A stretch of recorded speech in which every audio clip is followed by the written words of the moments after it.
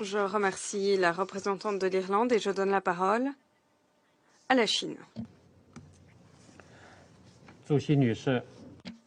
Madame la Présidente, je tiens à remercier le représentant spécial Wan de son exposé. J'ai écouté avec beaucoup d'attention. Madame Dicko, je me félicite de la présence parmi nous du représentant permanent du Mali, l'ambassadeur Issa. À l'heure actuelle, le Mali essaye de garantir la transition politique, la stabilité, le développement national. Un Mali stable, pacifique et soudé va dans l'intérêt de tous les pays de la région, de la communauté internationale. Je voudrais mettre en exergue les points suivants. Premièrement, le Mali a tenu une conférence de réconciliation nationale à la fin de l'an dernier et tous les partis ont dégagé des consensus sur la transition politique, les réformes, la sécurité nationale. La communauté internationale a appuyé toutes les parties à appliquer ces accords de la conférence. Insuffler un nouvel élan à la paix et à la stabilité régionale. La transition politique et les élections générales sont au cœur de l'attention. La promotion de tous ces processus doit avoir pour objectif de maintenir l'unité et un développement stable au Mali. Toute feuille de route doit respecter la volonté des Maliens et éviter de nouveaux troubles qui pourraient être enclenchés par des élections.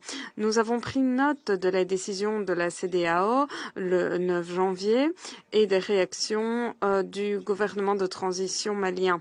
Nous comprenons bien que les efforts de la CEDEAO et du gouvernement de transition du Mali doivent aller dans le même sens afin de réunir les conditions propices à la tenue d'élections générales qui garantiraient le maintien de la paix et de la stabilité au Mali. Nous encourageons les deux parties à maintenir le contact, à renforcer le dialogue et à déployer des efforts conjoints pour régler les difficultés de la région.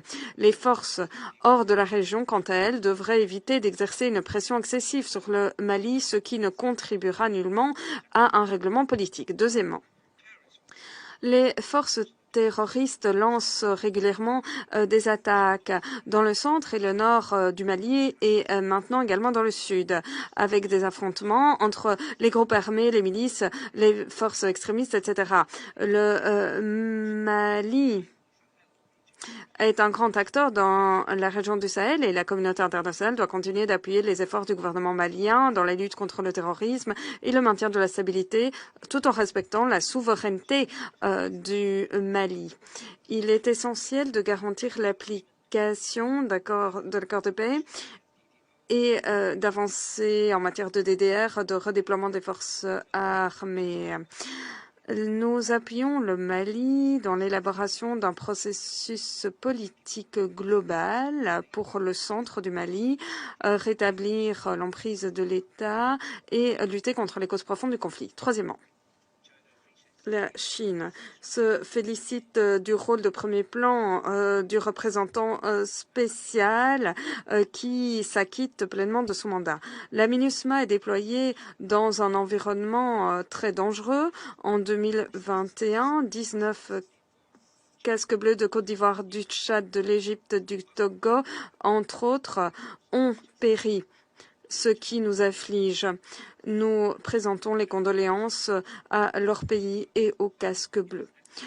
Il est nécessaire d'identifier les maillons faibles, de renforcer les capacités d'évacuation et de sécurité pour la MINUSMA et de renforcer l'appréciation de la situation grâce à de meilleurs outils et de pouvoir bien évaluer les menaces des engins explosifs improvisés. La MINUSMA devrait allouer ses ressources et son personnel conformément au mandat du Conseil de sécurité et s'adapter à la situation sur le terrain tout en respectant l'opinion du Mali.